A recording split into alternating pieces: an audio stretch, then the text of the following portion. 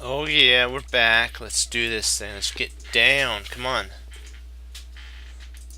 Let's pull up a game and get on it. We're gonna own this. Come on.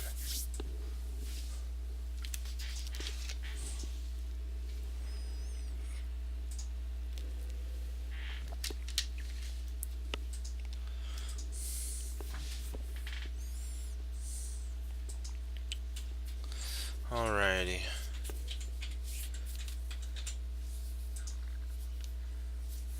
There we go. Okay, come on. Play your move. Play your move. We got this. Oh, come on. He resigned. Okay, so let's do a new opponent.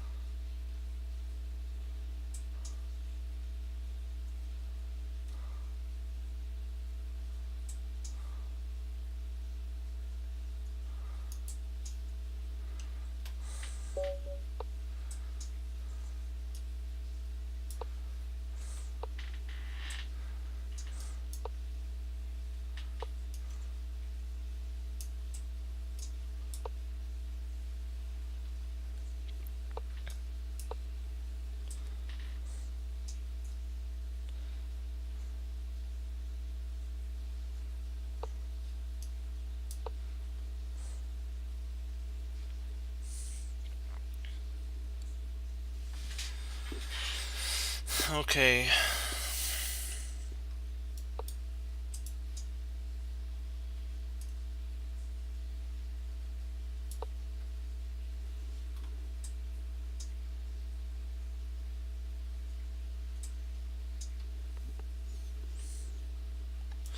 We're gonna try to castle and then go F5 or F6.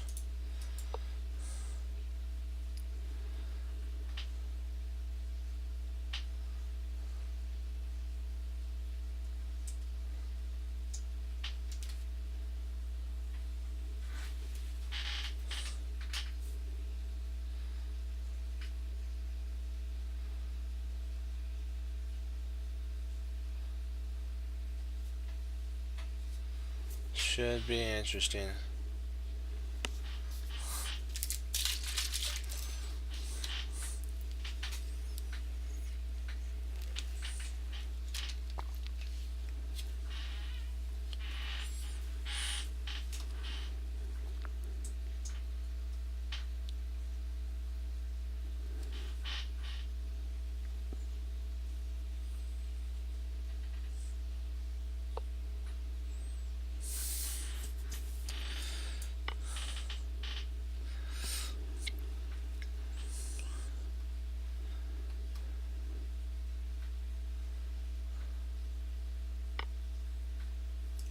Boom.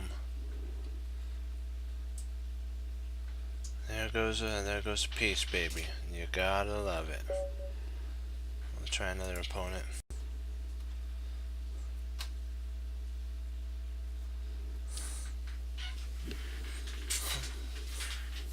Love it when a plan comes together.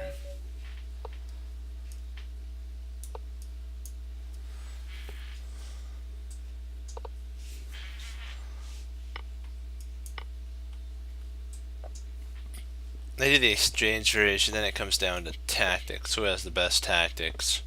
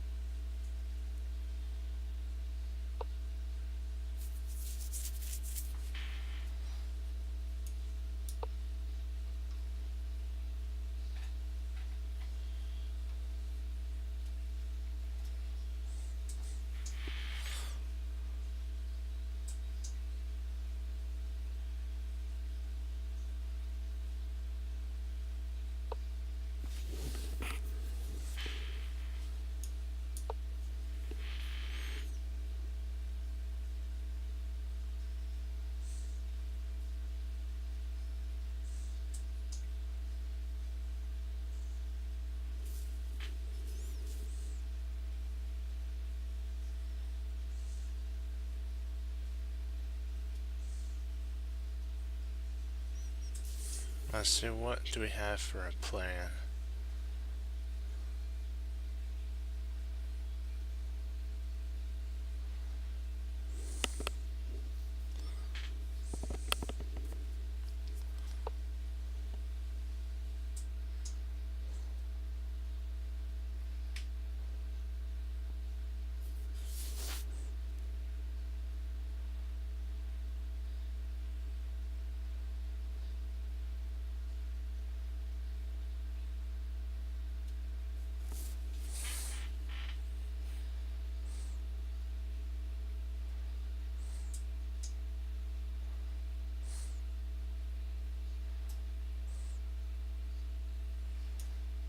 Let's get my other rook involved and see if we can't get some attack going here.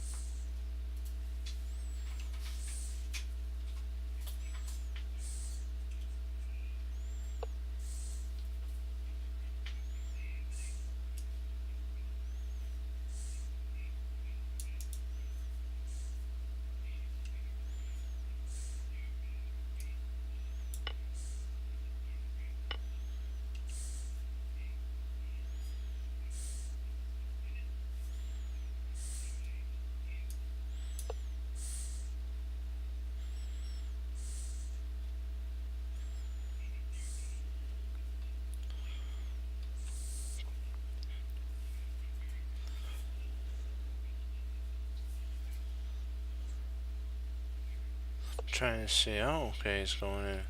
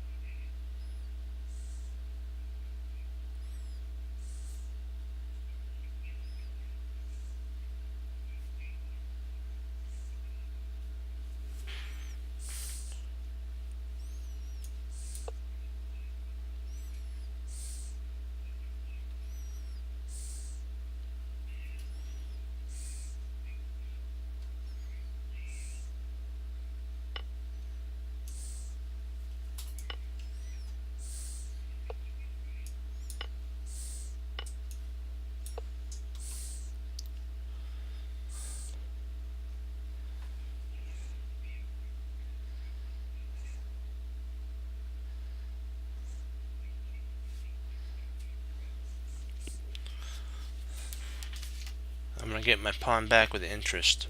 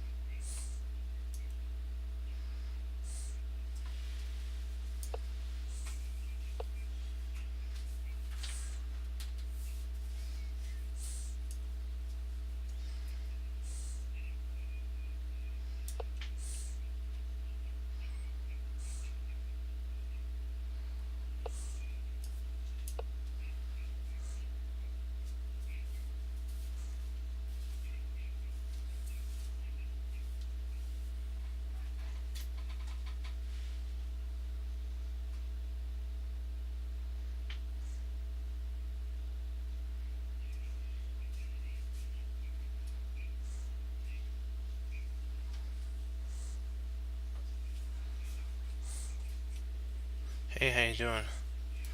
Thinking about playing. Oh, okay.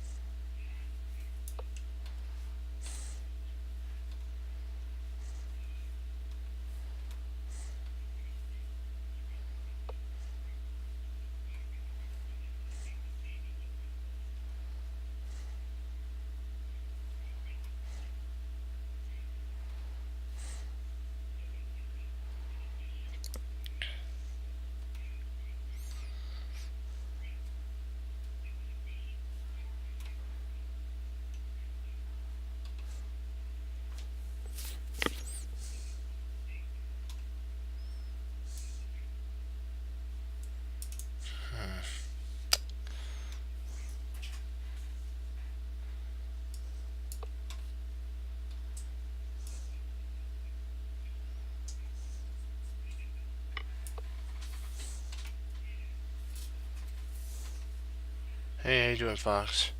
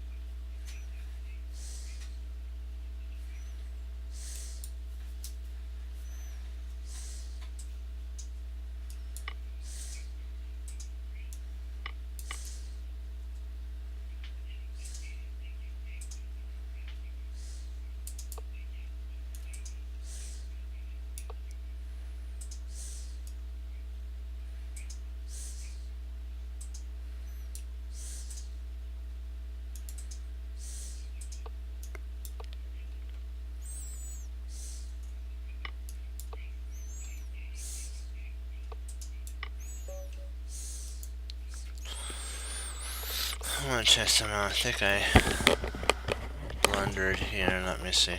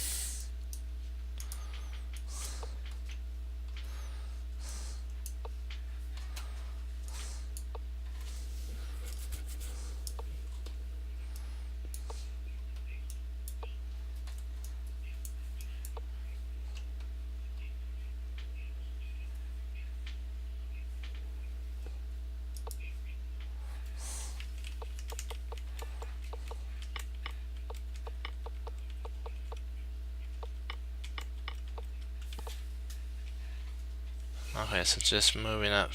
Oh,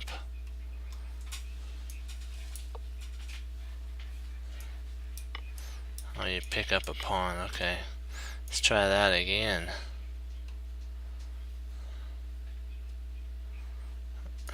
Let's do it again. Play it again, Sam.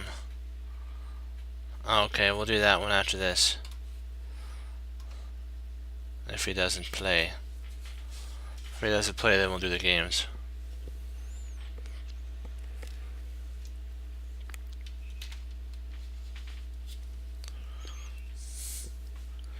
Okay, put him in.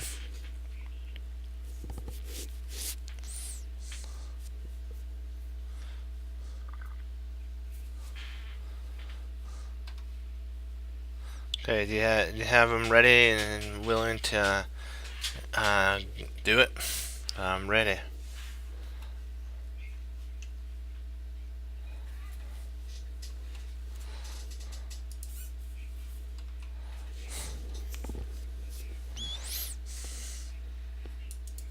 Oops. Oh, this is the advanced variation.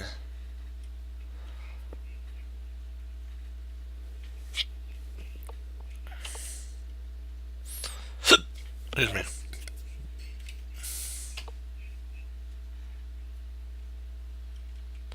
Let's see here. So bishop there, okay.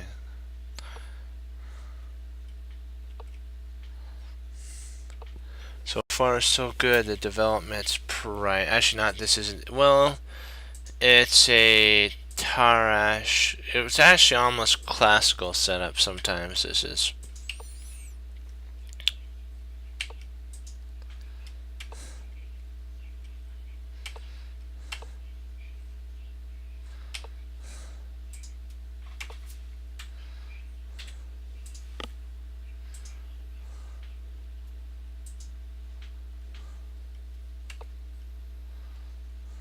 Okay.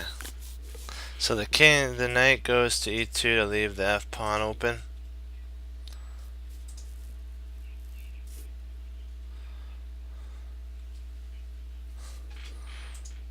e2 goes to something. Okay. King moves.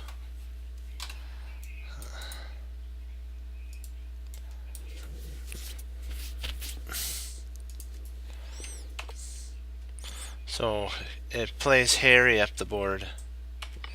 Bishop takes h4, g3, pawn g3, bishop e7, king g2. Okay.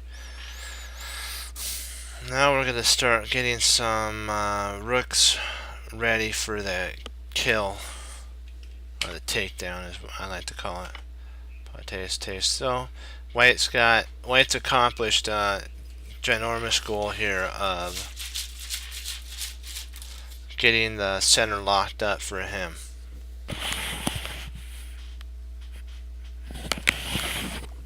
Or them.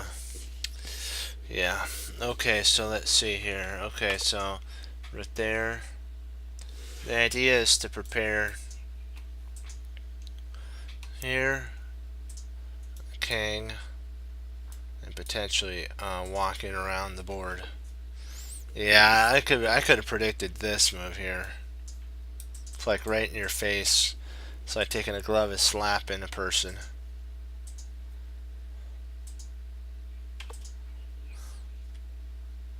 So knight f. So everything's full defense. Okay.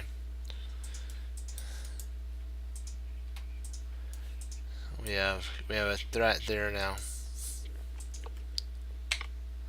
Boom. Boom.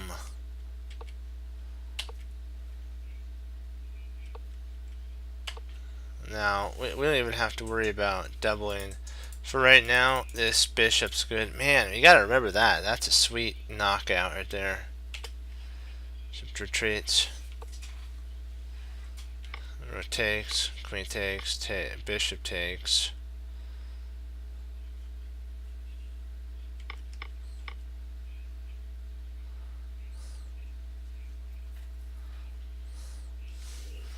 Let's see if we take here, and then we take king takes. Okay, so the engine wants to destroy the base pawn. That makes sense. That makes sense why taking here is played. It wants to destroy this pawn chain. Because if you take here, and if the queen takes, which is what the engine does, you take, and then pawn takes. Now we have created 3 pawn islands. So it's down to a very, very imbalanced endgame, and I'm almost thinking White's dominating here. I don't really see any way that White can survive this. It's going to be a lot of pain and more pain, much more pain. Grab another pawn. Now we're trying to get our majority outside pawns going. Or we could just reroute in. That's an interesting idea. Ooh, it likes it's going for that, huh? Or here, here, and then we take there.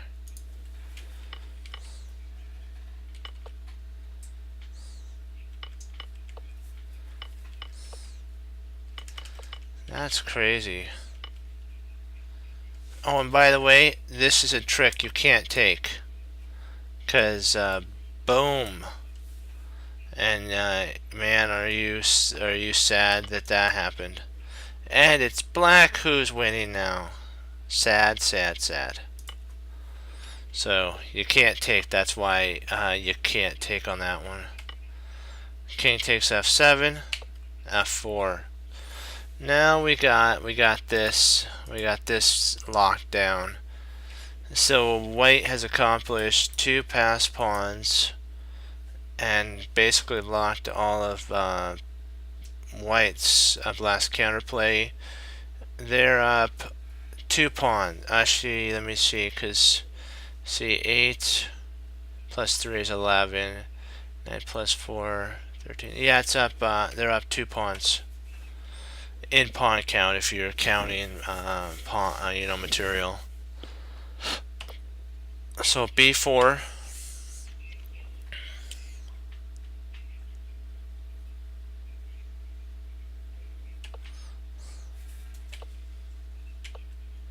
Now there's a pin there. Check. I like this move here. This is like a spicy move. I like the spicy move there.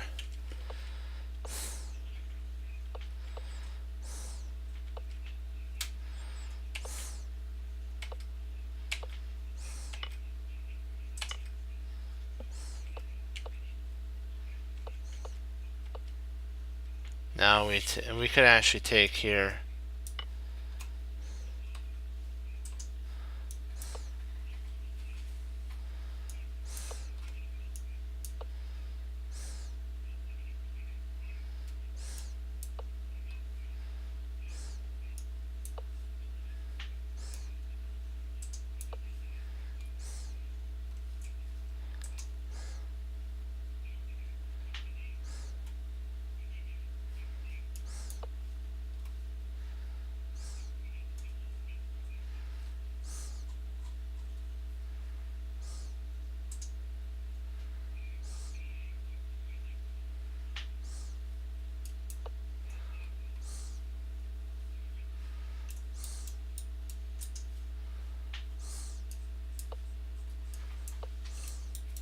And up the board it goes. Boom.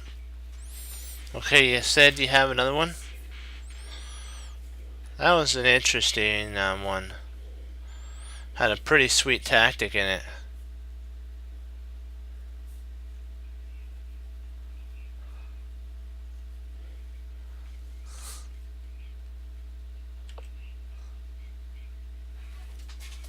Oh, queen b1.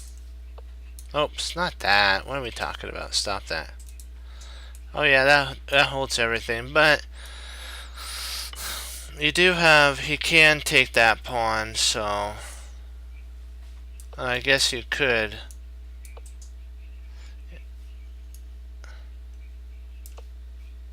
Well, maybe he can hold, I don't know. I kind of like the queen more cut offy. I don't mind even if we give this one up.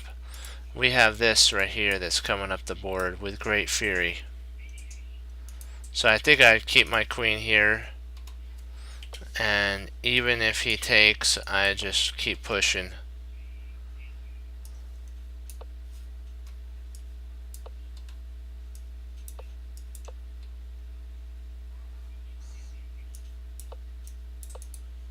Boom, there's mate.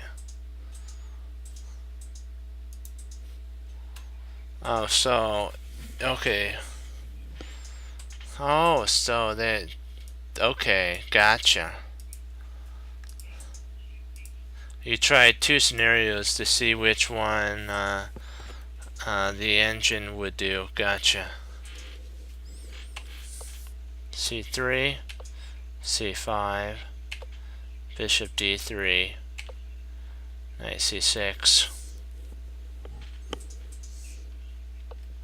Bishop e2, c takes d, c takes d, and then f. Yep, this is right. You only want to do this break if the queen can't come over here and cause some hectic. You have to be careful if you do this break but without castling, because you may walk into a mega attack as black from white. You don't want that, not one bit. Takes, knight takes. Yeah, this is beautiful for white. I love this for white. I mean for black, not white. This is so beautiful for black. This is like almost the ultimate setup. All we need now is a bishop to d6 and castles, and we would be in such a sweet position for black. Boom, there we go. Who said it? There we go. now black's the one for favor in my opinion here.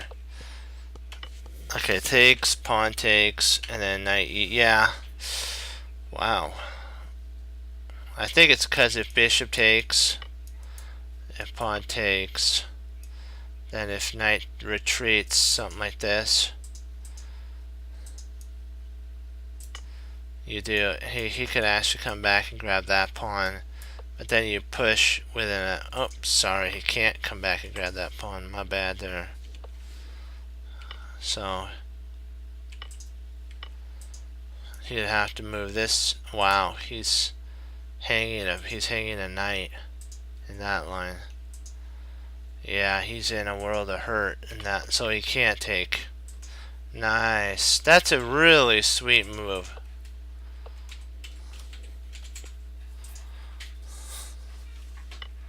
Bishop takes, d takes, knight d2, queen b6, and now we're eyeballing the d4 and the b2 pawn at the same time with a fork. Knight takes, and then now you gotta love this. This is really nice because we can actually cause an infiltration point, a weakness by takes, potentially pushing, and we have an attack. So this, I like this move. This is kind of like a quiet move that says, what are you going to play? What is your favor, my friend? Because then we can retreat back and we have 3 pieces attacking, plus we're attacking this pawn on b2, so it's like, wow. Red alert, white's going down in flames. And there it be. There's the attack that we talked about. Oh yes. Now the bishop's protecting everything. Boy, black is really well placed here, I gotta say. This pawn is slightly on e6, a slight weakness, but we could easily handle that with a takes, queen takes, and then if he takes there, we can move our queen back down, and we'll have a bishop and a knight for 2 rooks. So, I don't know.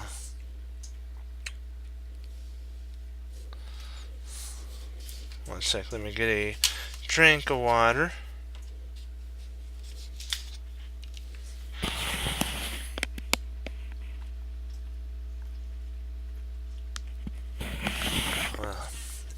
That was good water. Okay, so now we have our defensive pieces. He wouldn't want to play this, by the way, because then you just walk right into a hello attack, and it's like, no siree. You can't play here because boom, and then he takes, boom, and it's like, uh-oh. Yes, he's up a pawn, but look at our attack that's coming. He's gonna have to reroute his knight, and then bang. You know what? I'm sorry. I just love it. This is just such a attacking game. I can't help it. It's like, this is just so sweet. You gotta love these attacker games, especially when you're black, of all things. Nice. I like this move. You're threatening knight to c2 with a 2 rook queen check or a fork. Wow. Whoa, whoa.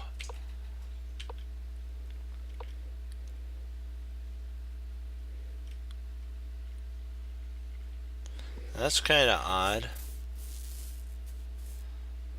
What's the plan there? Let me see. I think if you take here, that's kind of what the engine was a little concerned about. Even if you grab there, you have this, there, and there. This under fire, that's protected, so that's interesting for sure.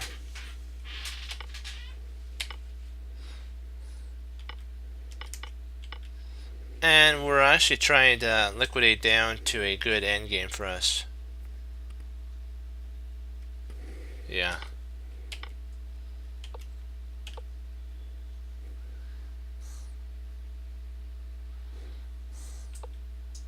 Yeah, you have to work on not rushing. Takes. So we're up at exchange. Why not clear the field for our artillery to go boom, boom, boom, boom, boom with the mortar rounds coming in. Now it's got full range of the territory to go bang, bang, bang, bang, bang, bang, bang. Send those cannonballs right on out into the field. Rook e8. Let's just say there's no way that white's gonna get a pass pawn. I'm stating this. King's too close to this. Takes. Yeah. We have it outside. He's got one too close, white does. Black's gonna win for sure.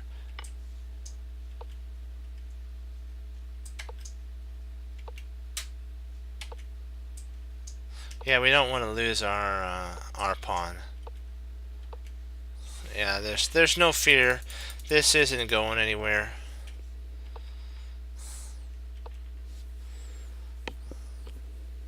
We don't want the knight coming pouncing in here, causing any hectic to us. He might try something like that, though. Surprised he didn't try this.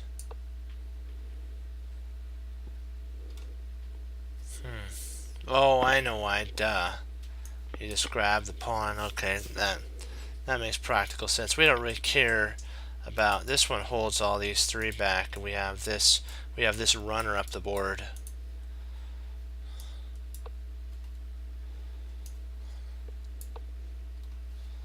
Let's just get our pawn rolling.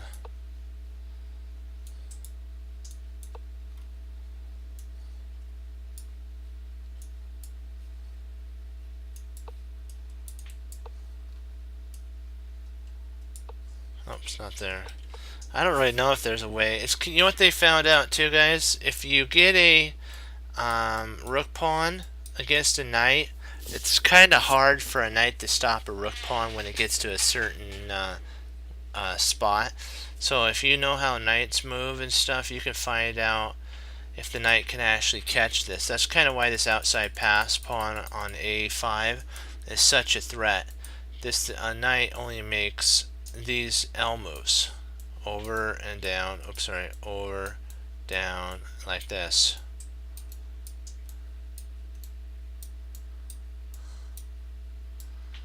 So if you can get your pawn to a certain spot, there's no way that this this knight can stop it. So keep that in mind. If you get an outside pass pawn and you have a rook, your opponent has a knight. Just calculate to make sure that they can't stop it. And sometimes you can even sacrifice your rook to queen. So don't worry about that. Takes.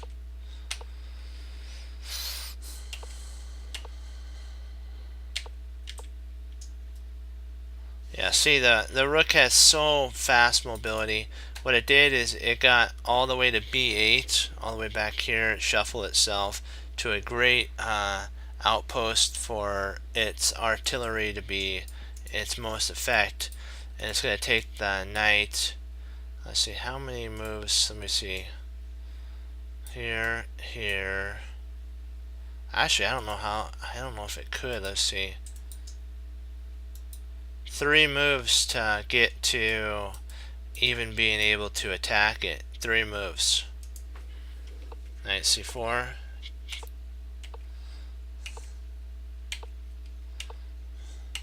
Now we're involving our king. So don't forget the king when it comes to an attack. There we go. There we go. Now we have the king. Remember, it was all the way over here and walked. I see. Watt,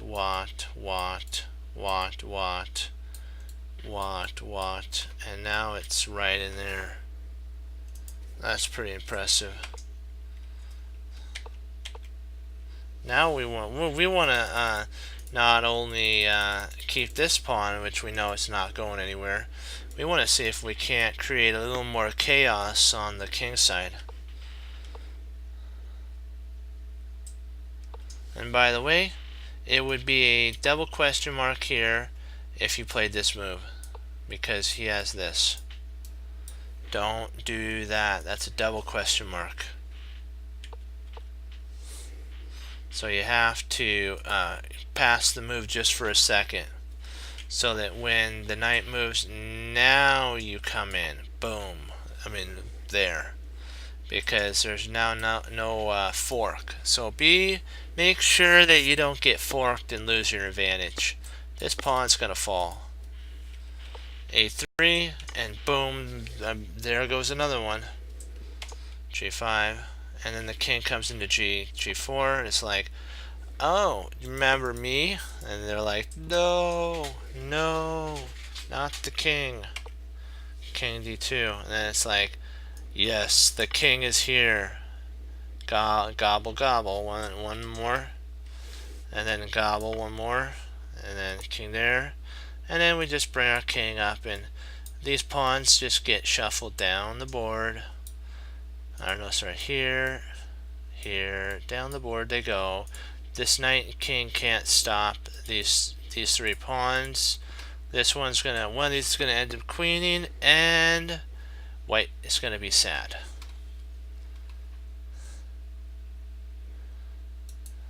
So do you have any other game you guys want to go over? Any games you guys want to go over before we start into our London system?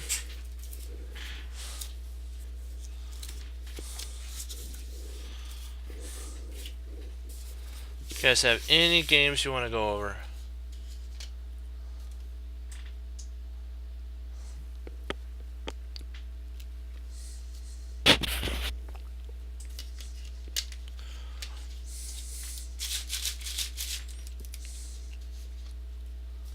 Alright.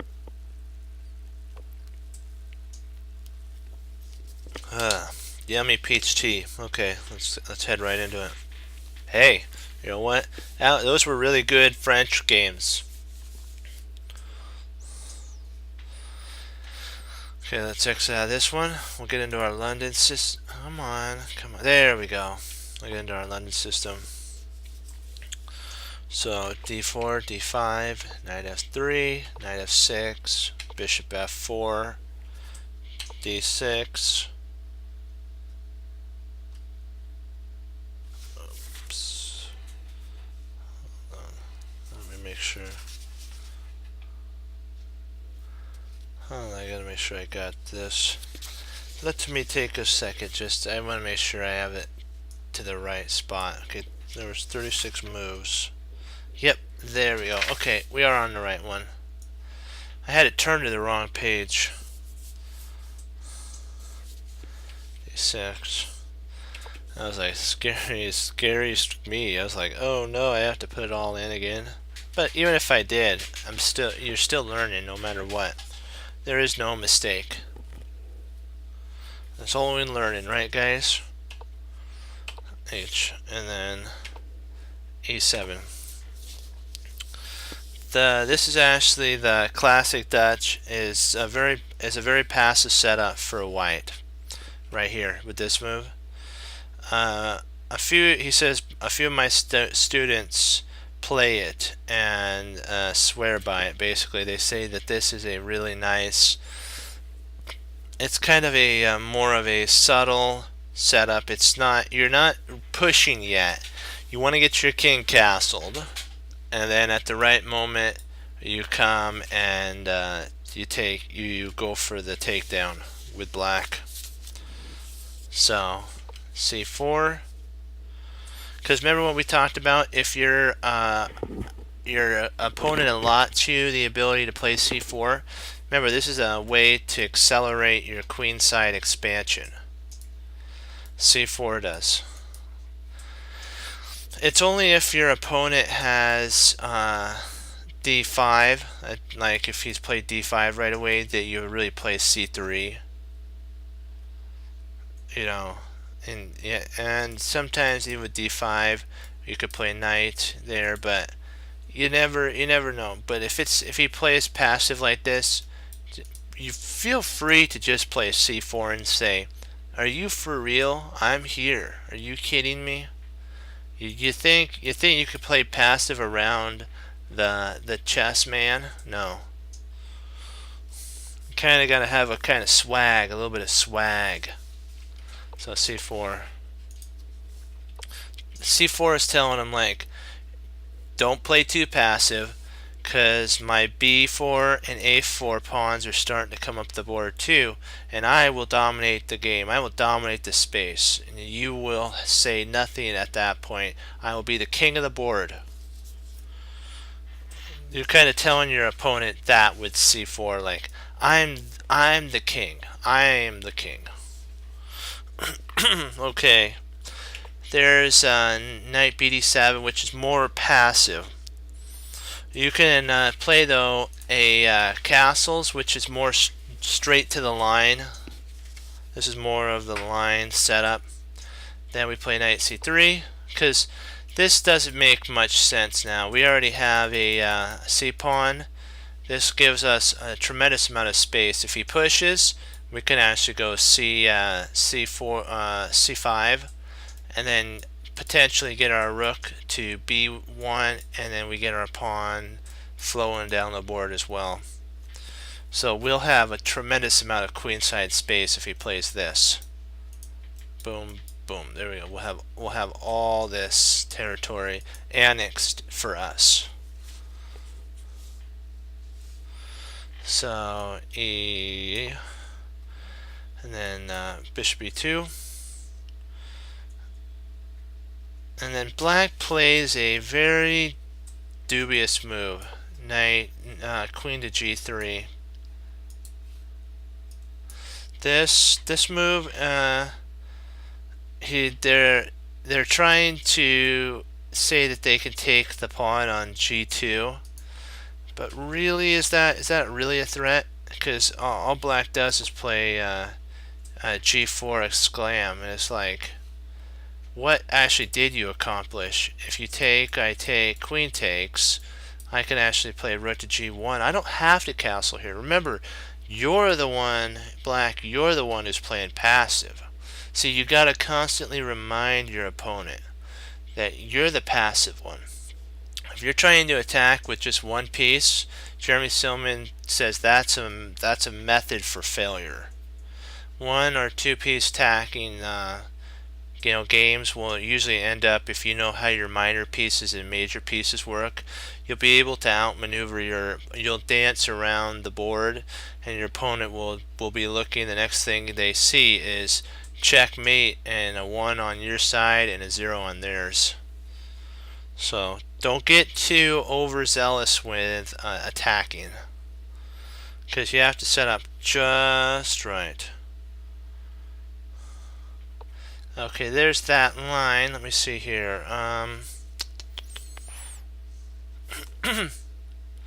Hold on. Oh, let's see. G takes. That's right. Gotcha. Okay. Had to get my bases back. Yeah. But we have to always, and that's a question. That's a mistake. You don't want to. He's passive right now. You don't want to open up. It's like opening up the fortress door or the gate. Come on in. Just flood the forces right in. It's like that's just crazy. And then another insane move. I'm like, what in the world? This was actually played in a game, by the way. I'm like, holy ravioli. You gotta be kidding me. And then we just dropped knight to h4, and look at this massive attack just coming down. We could even move our king up to d2 and shuffle everything on over. Just get them all over. And look, everybody's at home sleeping in the barracks. Even this one, he's standing guard looking around, and when the the inside of the castle's burned to the ground, this guy's just saying, "Look, I'm with the king."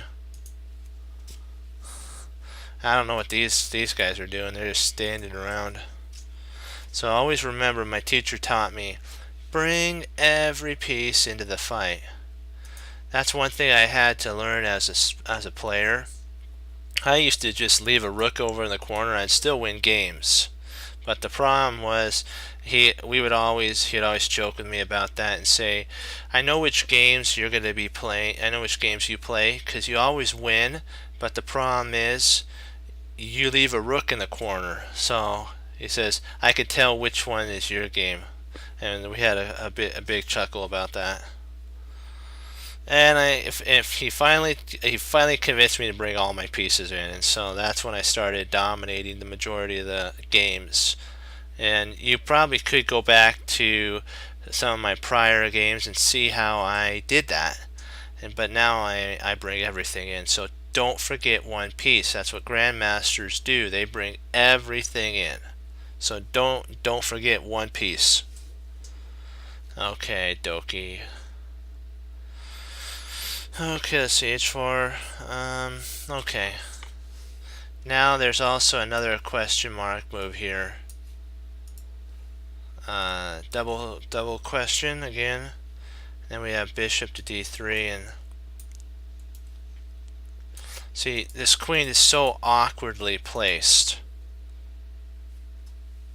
So he's just destroyed after that. Just be careful that you don't leave your forces in their barracks. Bring them out. Let them play. Or in Knights South Bronx, the movie, they talked about this one kid, Dylan. He says he brought his ninjas, and so so we have to bring our ninjas to the fight. Don't forget, if whatever you want to name your soldiers, if they're like little bitty green soldiers versus the brown soldiers, or whatever you have for a picture that these guys are to you for your imagination, don't leave your forces behind. I know I'm constantly gonna keep saying that because it's imperative for you guys to get better. Is don't forget your soldiers. That's kind of no soldier left behind kind of setup. That's exactly the same thing. No soldier left supporting our team. Because you can't a quarterback can't win win the football game by him or herself, or themselves. They need a front line, and they need a running back. They need a person they can throw to, all that. Okay, let's see. Enough with that. Let's get on to 6. Knight c3. And the knight is heading to g in this line here. The knight wants to head to g6, kind of to seal up a lot of their weaknesses. The queen is heading to a, rook, knight, bishop. Yeah,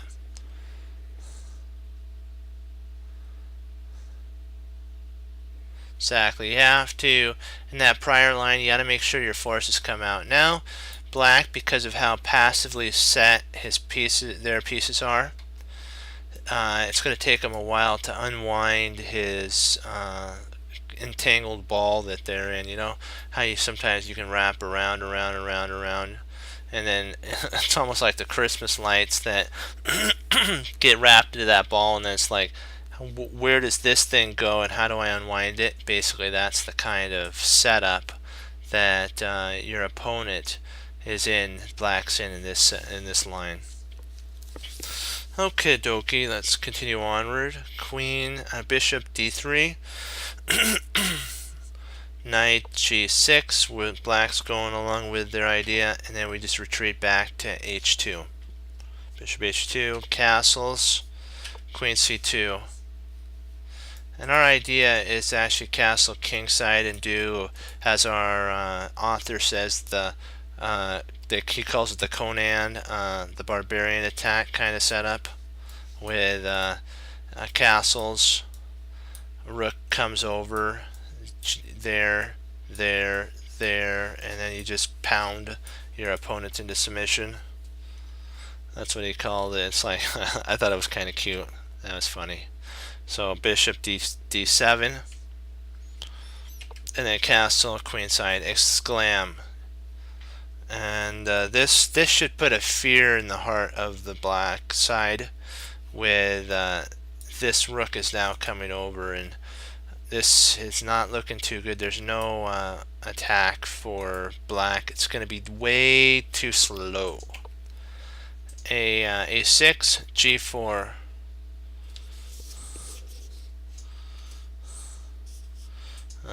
This move is begging to be played. Remember we talked about we have to, once we have our forces developed like this, we're in the middle game, we have to go for, and we are ahead of development, we got to go for a quick knockout.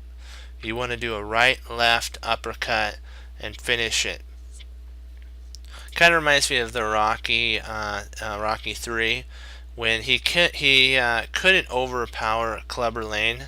So what he had to do was outlast Clubber. He had to wear him down, and what he did is he didn't fight him. You know, he made him throw punches and keep throwing punches, keep throwing, and you have to be careful that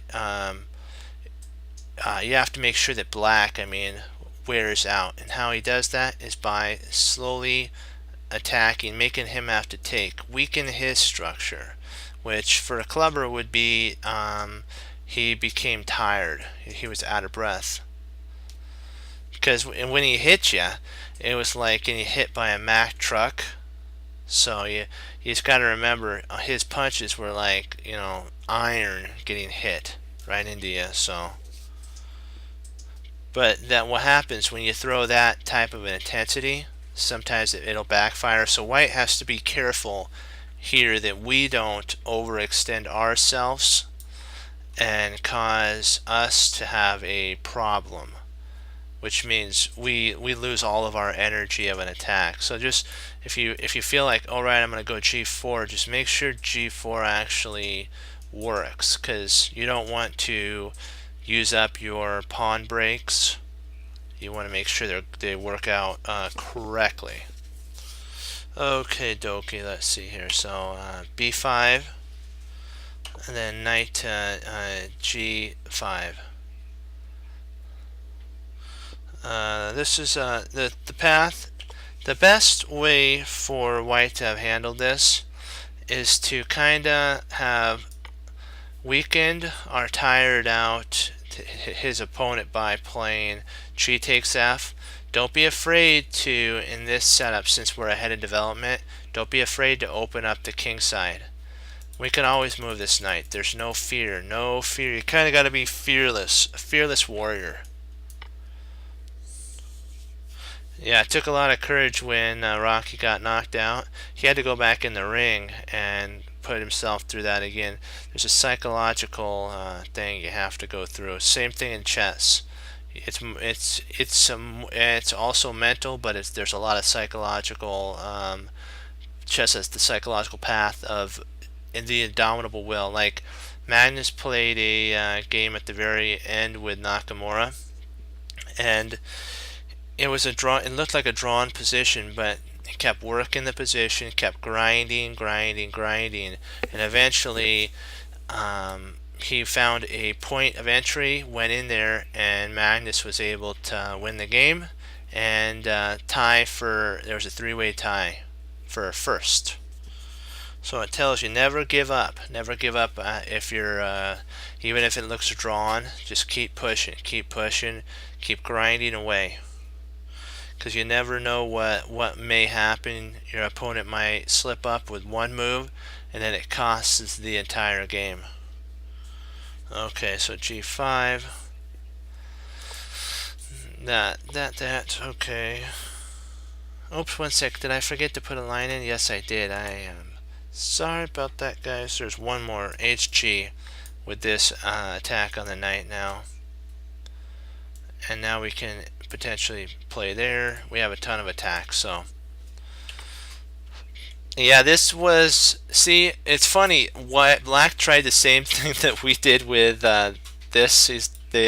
What happened is now Black's losing their energy of their attack. This is kind of funny. I'm like, it looks like White's letting Black's walk all over him, but White isn't. White wants Black to make his pawn solid, so that there's no point. Like this pawn stops 2 points, the D pawn. So this would not be a very wise move because we're slowly disintegrating Black's attack on the queen side, and we still have our pawns on the king side. So pawn takes, there we go, and now we're attacking the knight, and he's attacking our bishop, so of course he goes D takes C. Wait a second, hold on, I missed something here. Oh, yep, I knew I missed something. I forgot my notes. Apologize, guys. Hold on, there's this move here. The best move for Black, surprisingly, would be to actually sack the knight. This knight, knight here has a. Its purpose is we can take the knight here. So if we take back with the pawn, like H takes, bishop will take back, and we've created a tactic of winning a pawn. We're starting to slow White's attack down. We're removing his pawns that he can put against the king, and that's kind of what that does. And so G take. Okay,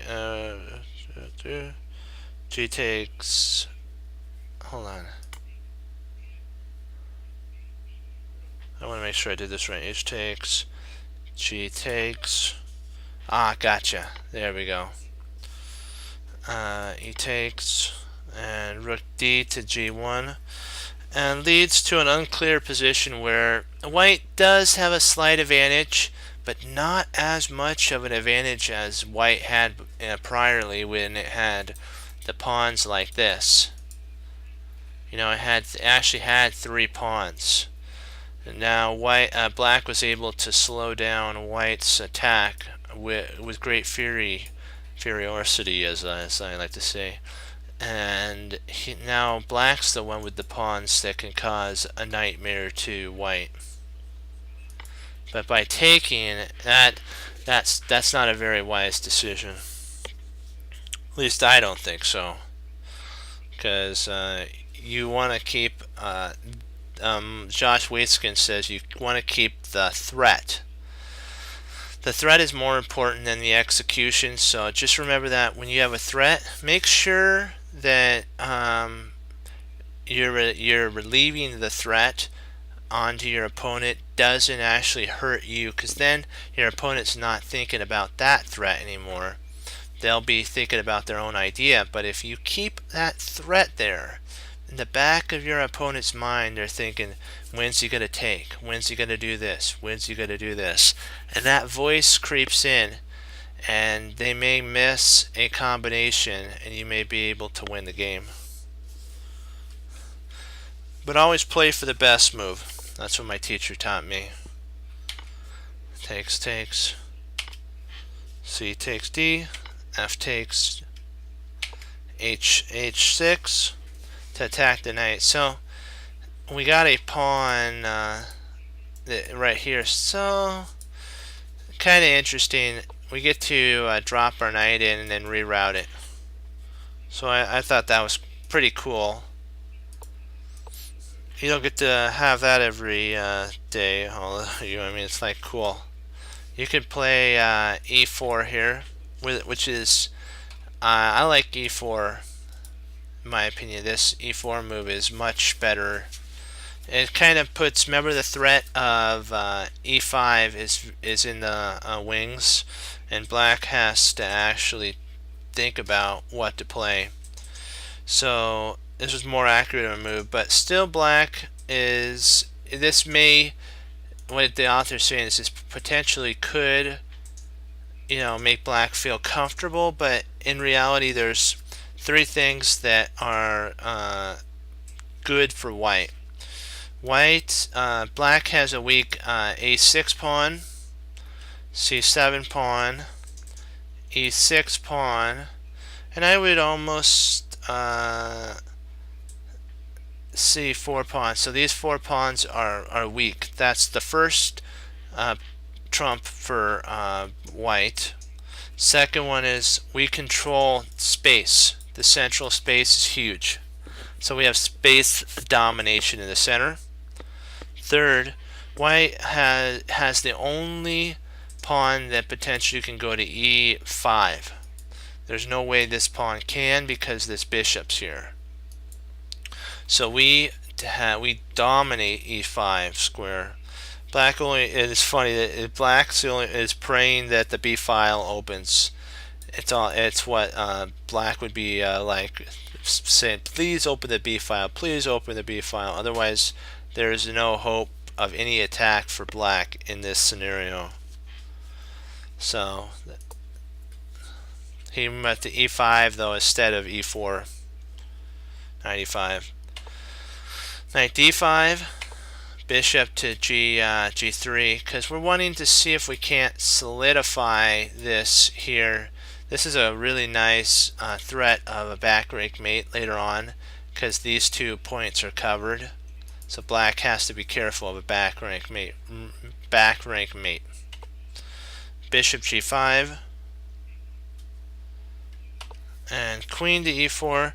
This is an interesting move. It's okay. White should invite black to do this. If you played, wait a second, hold on. What am I missing here?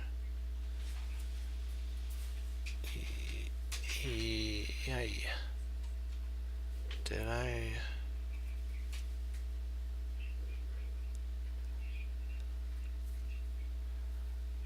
Oops, my bad. I think I put the wrong move sequence in. That's okay. We'll go this way. b5. This was actually what was played, and then now e4. Huh? Somehow that got put in incorrectly. That's okay. Well, we'll go over it anyways. Okay. And then let's get to knight takes. I just want to have a spot. Okay, here. Rather than this move here, white should play e4 to invite black to play knight to b4. Surprisingly, this looks like silly. Why are you letting your opponent in? So the Aikido principle: bring them in so at the right time you can emphasize their weakness, their overextendingness of their pieces. And a lot of ideas, the spearmen sometimes would put their spears out, but sometimes the soldiers would actually make a box formation and open up and allow the horses to actually come in. And then when they come into their little box formation, they would as they went by, they can poke them with the spears, and they can do a lot more damage rather than just having a frontal attack hit them. So knight to a4, d3 check, king b1, and b4. It's like, what in the world? You're letting this happen to you, white? No, no, no. We're not letting this happen to us. We're at the right moment going to counter. And our threat is, let me see here. Threat is knight takes, hold on, I gotta make sure I have this put in. Is A5 correct? Queen C2 with the threat of knight takes C5, C4. I'm sorry, knight takes, duh, what was I thinking? I have two knights, knight takes B5. That's the threat, knight takes B5. Followed by knight takes D3. You can do these two takes and pick up a pawn and be in a pretty good shape. All of Black's pieces are on the attacking our king, which means his king's vulnerable. Capablanca was the master of pulling his opponents into a trap, and at the right moment he can switch his pieces like there's no tomorrow over to the other side, and you'd be like, ouch. And then the game's over. You don't have enough time to switch everything back. And then you realize I got had on that, or as the Aikido principle goes, I let my energy flow to one side and there's a gap, as Maurice Ashley would say, on the other side. So knight C3, B takes, and queen to A4. Queen A4 to attack the rook. And then to stop this attack, it's fun. It's kind of like strange. Why would the king go there? The idea is so that at the right moment, white will give up the exchange. But see, we have enough attack. Our pieces, our development, and it outweighs the loss of a rook for a bishop. And it's pretty interesting. There's also a line that this was during the Fritz era, the Fritz engine, that the author says that Fritz said that rook to d2, rook b8, c takes, knight takes c4, bishop d7, rook h2, queen b5, and queen to d3. But he didn't, this is kind of a little too intense because, yes, you're handling the sitch, but look at this attack that is going to be coming down on you. You're holding the rook, but at what cost? You have to, oops, sorry, there we go. Yeah, a4, so there. And of course, the bishop just happily gobbled that up. It's like, yay! I win a rook. And the rook's like, you know what? Sometimes you gotta do what you gotta do to win. You gotta remember that. It's remember the whole idea of chess is checkmate. So if a rook has to, if an artillery unit has to fall for the mate to happen, the artillery unit is more than happy to serve for a king and country. See, c5, king e1,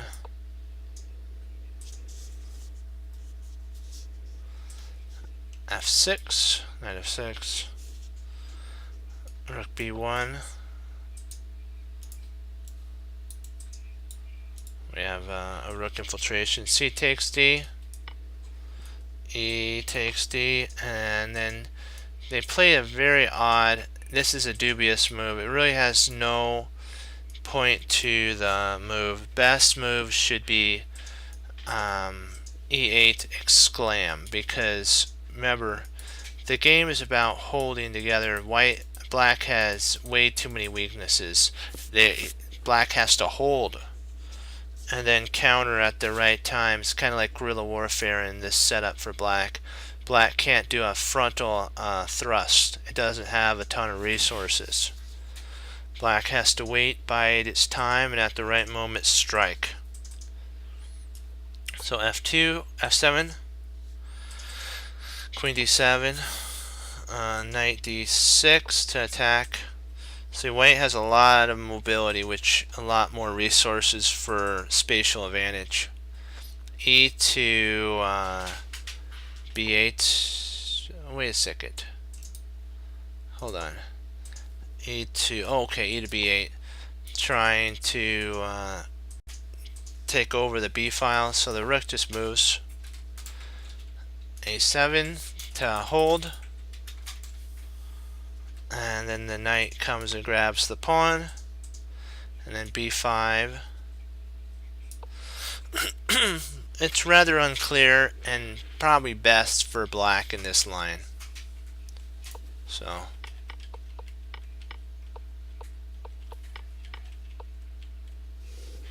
but he played the dubious move, which was pretty sad. So the knight just grabbed the pawn. And then of course black's like trading down. I have no idea why he did that. That's a question mark move, not just dubious, a mistake. To misjudge, the endgame for black will not be able to be held. Black will not be able to hold the position because of how strong white's position is. It looks like potentially you could. Queen takes, e takes, and then knight to e3 with the attack on the pawn. Though white has emerged with a clear advantage in the endgame. He has two passed pawns. Boom, boom. Two passed pawns for the exchange and a more promising follow-up later on. Once we get this pawn, he'll have these two monsters. Yes, white's down. He has three pieces, but he doesn't have a rook. One of them's not a rook. Like the knight is in exchange of the rook, but we have to remember that it's not about that. It's about what do you get in exchange for it, and white got two super pass pawns, doubled Isolani pawns. Well, they're not true Isolani. These would be Isolanis, but two connected passers. Okay, dokie, so let's see what do we got here. So knight 26, okay, there we go. Rook f2, knight f. Oh, sorry. I had a mind thing there for a second. Okay, there we go. Then king comes to d2. And then rook goes to e6 to guard. Potentially doubling up. Like, there's a move instead of that, rook a to d. It's a mistake, because you have to remember that white's waiting for the opportunity to play rook to b6, making matters even worse, because now white will have an outside passer, which is more of a problem for black. So that's why rook to e6 was played. Okay, king to e2, e3, get d3. Oops, hold on, yikes. Gotta be careful there. Uh-oh, I don't want that. Get out of there. Yikesies. Sometimes it's like, the computer has a mind of its own. Black has to let go of the d5 pawn now. It's kind of like, the d5 pawn's like, don't leave me, and then the king's like, I'm sorry, we don't have enough units to come to your aid. It's like, I wouldn't want to be the d5 pawn, let's just say. So d8, bishop to c7, d2e, and then knight takes. And white wins the pawn anyway, so there's no way to stop the loss of the pawn. So the pawn's like, I'm okay, I'm gonna take it for the team. Just don't let my loss, don't let my capture be in vain. And there's really nothing that black can do. So, and the knight comes in and says, "You're captured. Now you gotta come this way." And the rook slides over to. Wait, what am I missing here? Oh, sorry, he grabs the pawn. So b7. Now white dominates the back rank. c7 to see if he can't stop there. Bugs. They're in pain. c4. Pawn c4. King d8. c5. e4. Oh, sorry. King e8. And then king to e4. And the d and c pawn, they just start rolling down the board like demolition derby team. And in summary, we have to take a look at what, okay, against, let's go back, against e6, actually, sorry, against, hold on, d6, and then we go e3, there, and then the bishop e7 setup. We once again castle queenside. We castle queenside after we get everything ready, and then we go for the chop of opening up the king side with g4. So don't forget that. Don't forget that move. One move is h3. And then at the right time, after you castle queenside and he castles kingside, you play g4 and you go for a huge attack. Okay, we'll do some puzzles, then I got a log. We'll do like one or two puzzles. I know I could do one, so let's get in and get this one done. Ay, ay, ay. So let's see here. What did he take? Well, he took a pawn.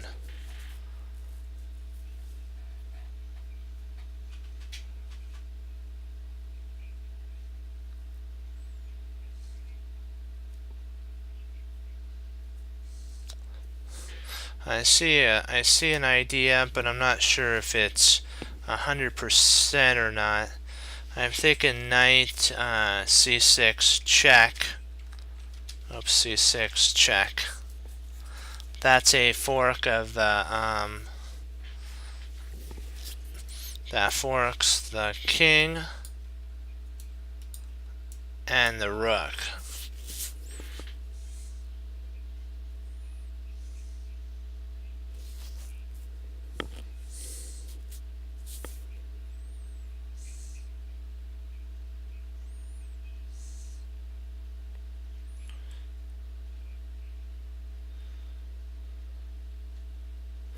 And I think we can actually win a pawn after that too, if I'm not mistaken. So if we come here, he comes there. We take, knight takes. Then we bring our rook to b1. So knight c6, check. King d8. Knight takes. b8, knight takes b8, and then rook b1, and that makes that's a idea for a double threat coming in right here. Even if the king can get over. So like if we played here, he played there. Oh, he can't play there. Snap! He has to go that way then. Yikes! I gotta rewrite that.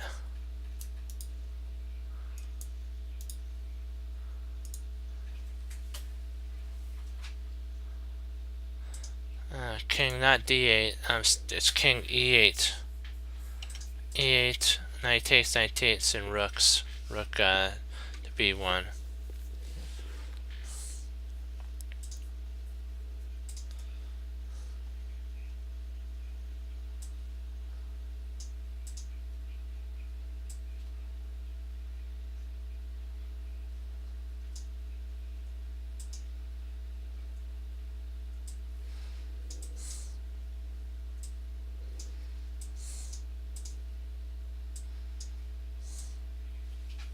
But see, he has it. Yeah, I was looking at that, but he actually can go f6. R f6 R f. So I have to rewrite that in there because that would lead to yeah, that would lead to mate. So he can't actually go king king to e8. He has to either go king f8 or king f6. So I know for sure it's just this the start.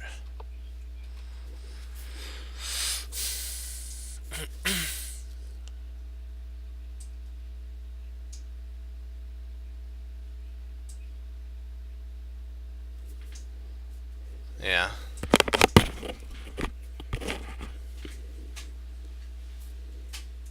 Well, yeah, he loses his.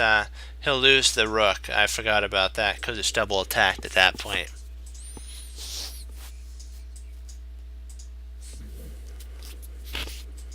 Trying to see if rook f is rook f1 check a good idea.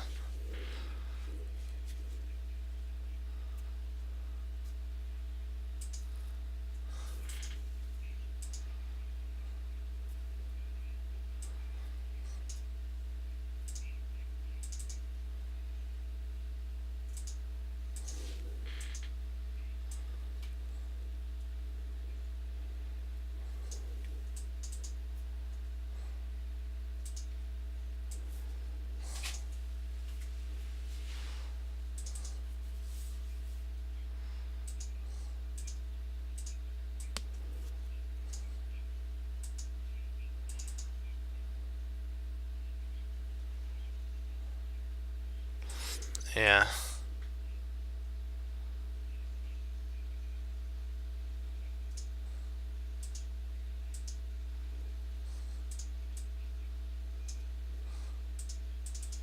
So rook f1 check.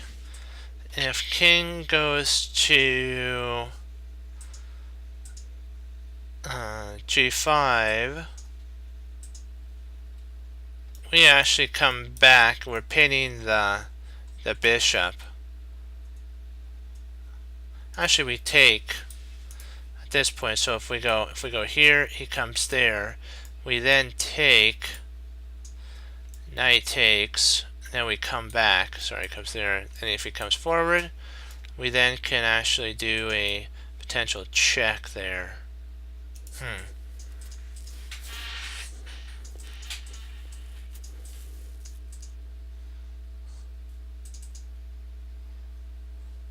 I don't know if we do that, we potentially lose. He can then retreat back to his kind of like cocoon fortress base. So I think we do have to move his king.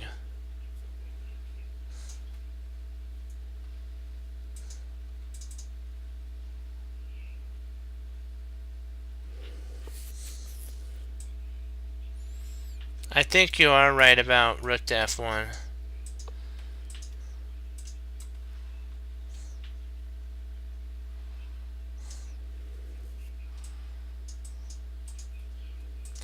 And now we can actually, I believe, we can grab that. Then when he grabs there, we take, we trap the potentially. We actually win.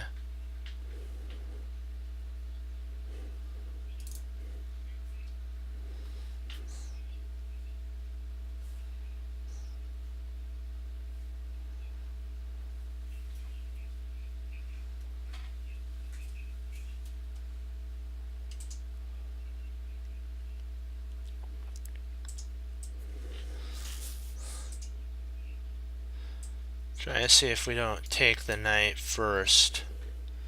If we take the rook, not knight, take the rook on d8. Knight takes d8. Rook takes, that traps.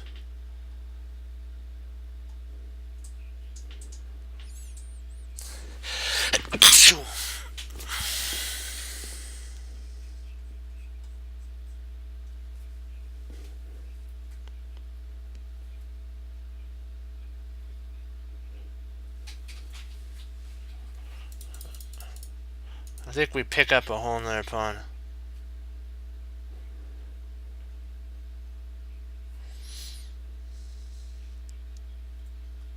Yeah.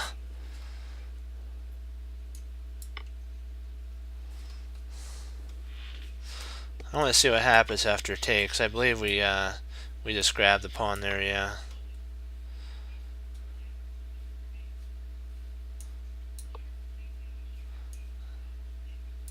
You just grab that. Now you're up 2 pawns. We'll do one more and then I gotta log. One more. Okay.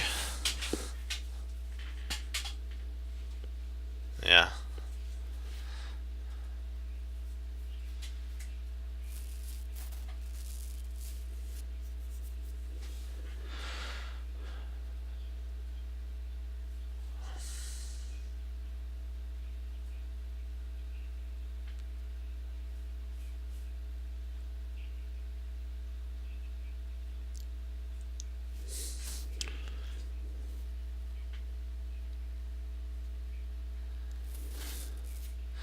Boy, this is a quirky problem, isn't it?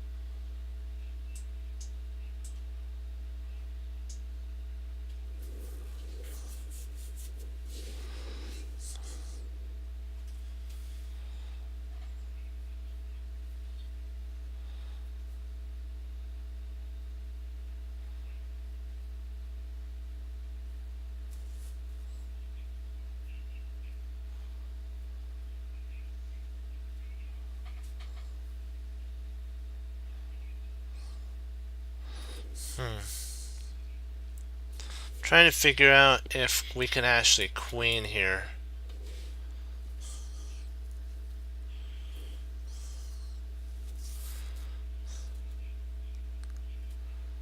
What do you guys think?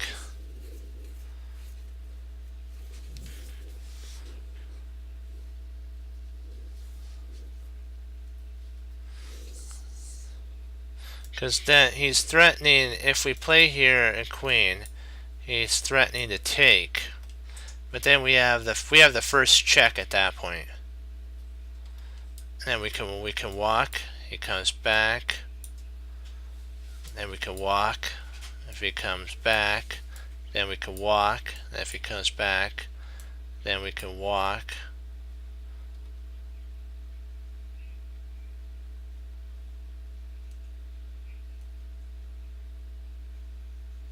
So I'm not sure. What do you think?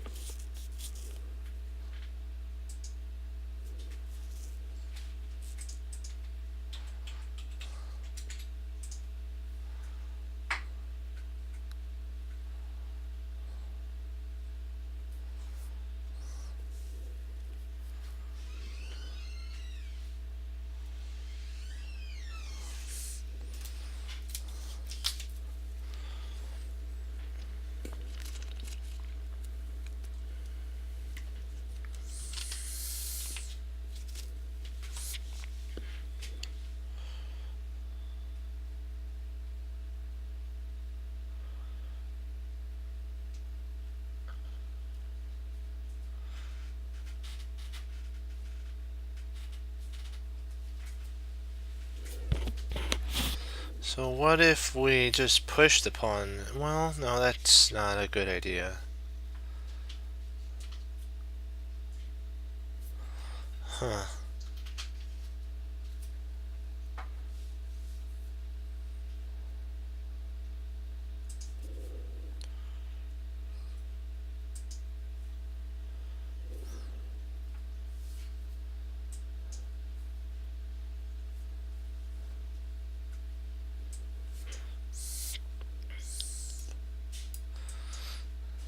I'm thinking potentially it's I was looking at C takes. I was looking at C takes D5, but then I dismissed it. I'm now thinking E takes D5, because then you can't. If we take E takes D5, the queen can't come up here and grab it.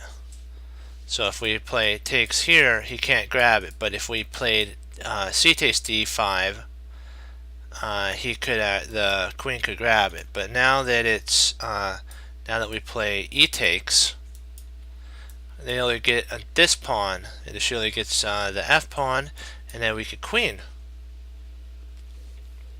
Then we have enough. We can run at this point. Our king can run up the board, and we're safe.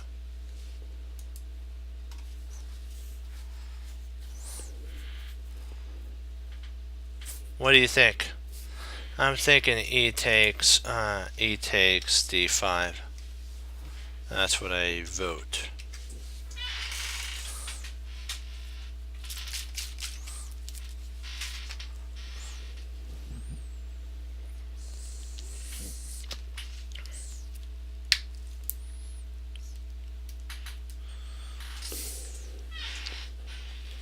What do you think, Fox?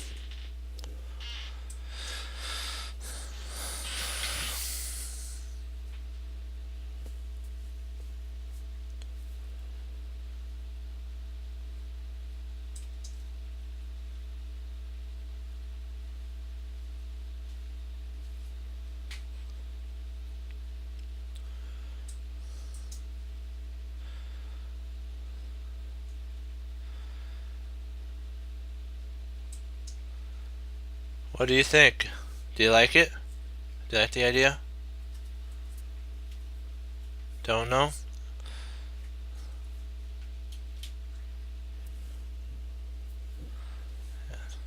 Okay.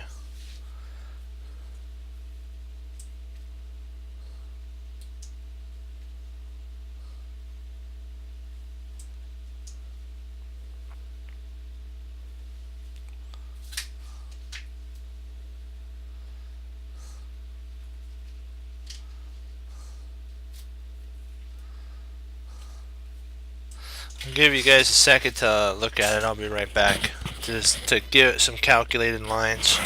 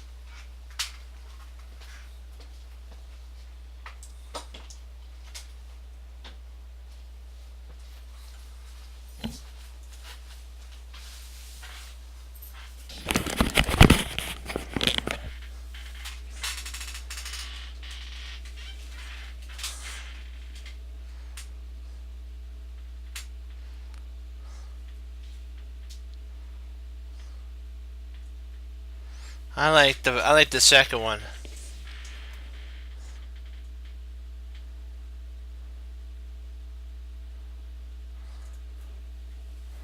I like the second one, Fox.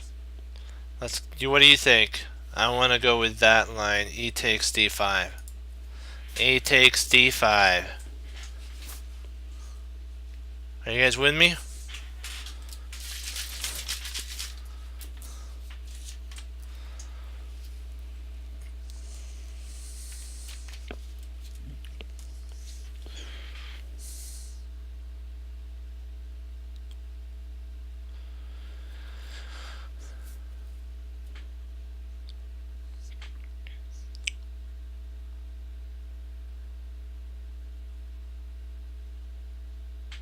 Who's with me on E takes d5?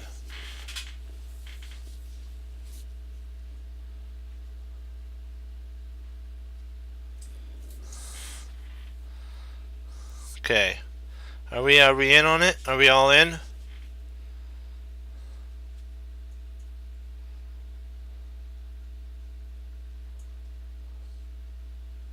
Okay. Let's give her a try.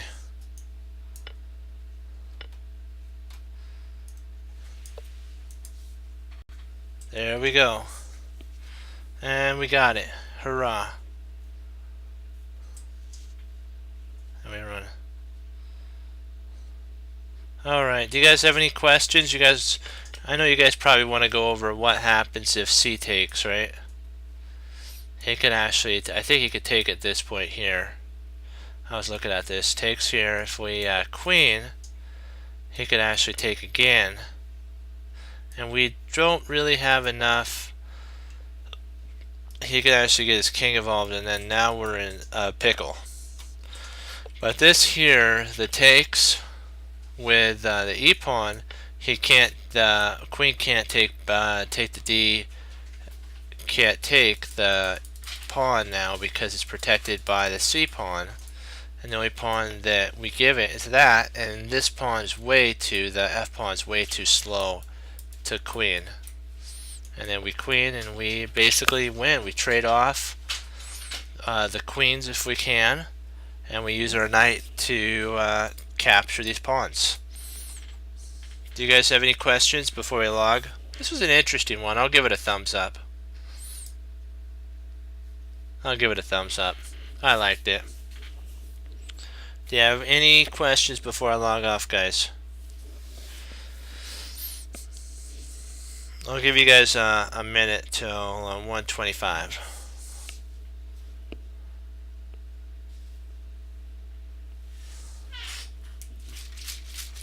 And if you guys want the number for the puzzle, that's the puzzle number. If you guys want to take a look at it.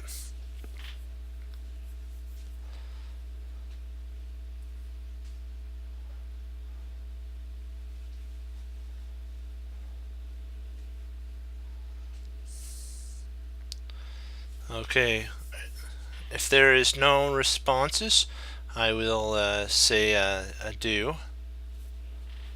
And I will check before I log off to make sure if anybody has responded that I missed, okay?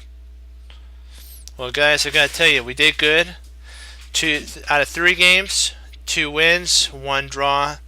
I made a mistake on the 3rd one, but guess what? We were able to recover and get a draw out of it. So remember, never give up.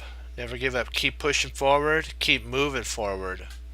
And we have to remember that we're in it to win it. The long term is our goal. Okay, not the slow. I mean, the slow is. I mean, not the fast. We need to be the turtle, not the hare. Okay, so remember that. And then we're going to continue to keep learning the London system, getting better, improving. Remember, bring all your pieces into the fight. Don't forget to do that. Because trust me, in the end, when you bring everything in, you'll be the one that's victorious. Or you may even save a position. So, either way. And remember, we're like a piece of coal. We're slowly under pressure. The chess players that can hold and endure through that pressure end up becoming diamonds. Fabiano and all those players didn't start out super grandmasters. It took years and time of working. It takes trial, error, and learning. So if somebody says that they became a grandmaster, and they do, some people do have natural talent, but you still have to put the work in. Remember that. It's not like you can take a book and put it under your pillow and sleep on it. You actually have to open it up, play it out either on the computer or on the board.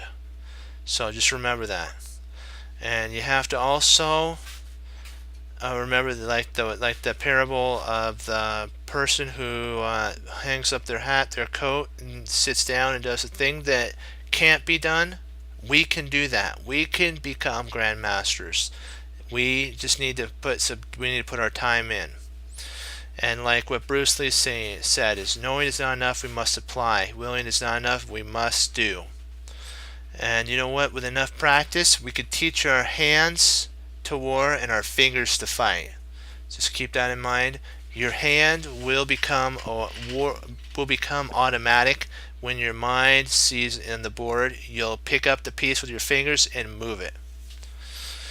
So I will check one more time before I send off to see if anybody wrote anything.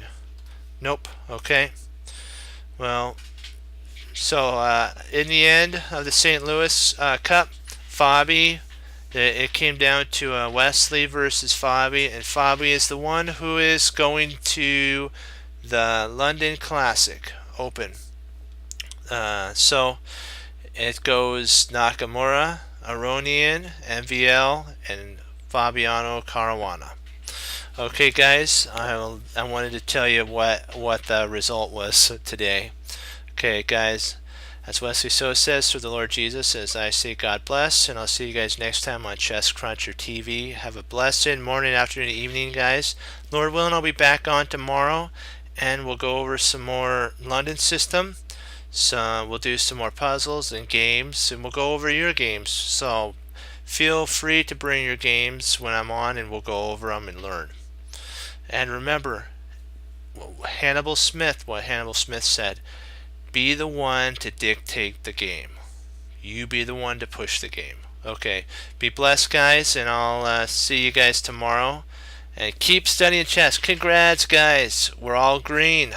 Yeah. Bye-bye. Be blessed.